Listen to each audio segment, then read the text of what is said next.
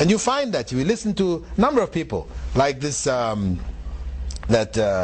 mathematician you have here, what's his name, crippled Hawkins, right? If you listen to him, you know, when he wrote his book about the history of time and so on, so he was denying God, complete atheist at that point. Earlier he was believing in God, you know, he was quite intelligent, etc. But then he hit around late teens, early 20s, whatever, and he had this debilitating disease affecting his spinal cord. He just became crippled to the point where he couldn't speak. And for him, they took him to trips to India. You know, he gave talks there through the voice created by computer and so on. Traveled around India. For him, you see, there was this anguish that he had. Why me? Why me? Me with this huge brain, genius. And look what happened to my body. And in India you have all these people, useless in his concept, yeah? Just living these lives and dying like animals, you know, contributing nothing to human, you know, knowledge and so on, so on, so on. They're living healthy physical lives. Why? Of course you can't explain why. You know, why them? Why not you? Why don't you have the good body that makes you, you know, pleasurable life, etc.? You have that brain, so much to offer. Why you have to go through all of this? Eventually, he fell in love with his nurse and divorced his wife and married her. So he found love in his life, and then God came back in his life. His later writings, you hear him talking more about God, etc. So this was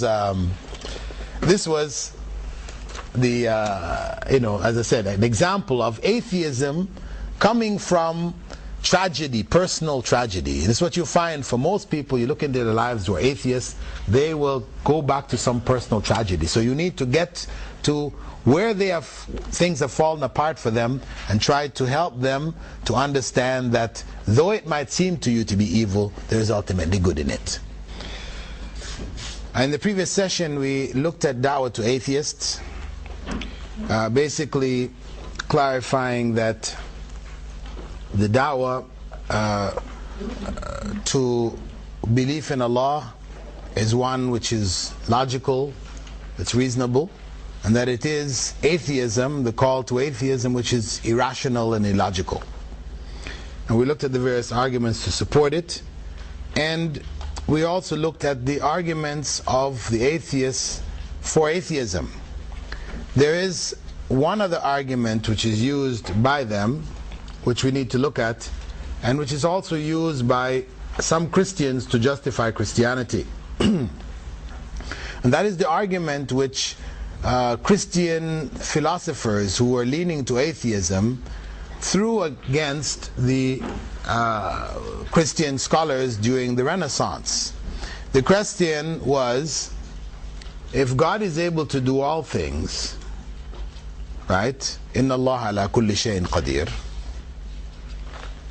Can He create a stone which is too heavy for Him to lift? Right? Can He create a stone which is too heavy for Him to lift? It's good to know this one, because somebody is likely to throw it at you sometime, someplace. Right? Because it seems that you are caught in what we call catch-22. If you say, yes, He's able, because He's able to do all things, to create a stone which is too heavy for Him to lift, then you are saying that there will be things, or there can be things, which is greater than God. Right? If you say no, then you are nullifying the concept that God is able to do all things. So what is it? So the answer from the Islamic perspective is that when we speak about God being able to do all things, we are not referring to things which contradict Him being God. This is not included.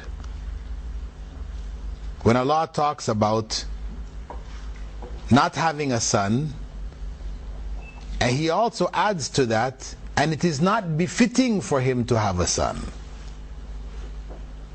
It's not befitting, because to have a son is to make him no longer God, to have the characteristics of his creatures. So when we talk about God being able to do all things, it doesn't include things which contradict his divinity. Meaning, if we define God as having no beginning, and then somebody asks you, can God be born? That is contradictory. You've already defined God as having no beginning. So to ask, can he be born, is absurd. We call this an absurdity. Or we say God is one who has no end. This is part of the definition of God. To then ask, can God die? That is an absurdity. Can the one who has no end die? No. Can the one who has no beginning be born? No. Because if he was born, he would not be the one without beginning. If he died, he would not be the one without end. So it contradicts him being God. So anything, any question which contradicts God being God, we don't include this in Inna Allah ala kulli shayin qadir. So we say the idea of God creating a stone which is too heavy for him to lift is absurd, because Allahu Akbar, Allah is greater than all things. To create something which is greater than himself, then he would no longer be greater than all things. He would no longer be Allah. So you're asking, really, can Allah not be Allah? That's really what you're asking. You know? Since he's able to do all things, can God no longer be God? Well, yes, if he was no longer God, he would not be God anymore. So it's an absurdity. So we end that discussion by putting it in the general category of absurdities which you don't attribute to God, in the general statement that God is able to do all things.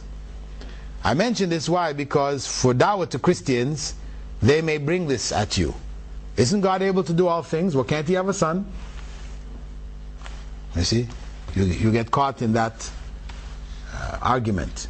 But you lump it together and you say, okay, you want to ask, can God have a son? Can he create something which is too heavy for him to lift? You know, take it back to them. No, they won't accept this because it is absurd.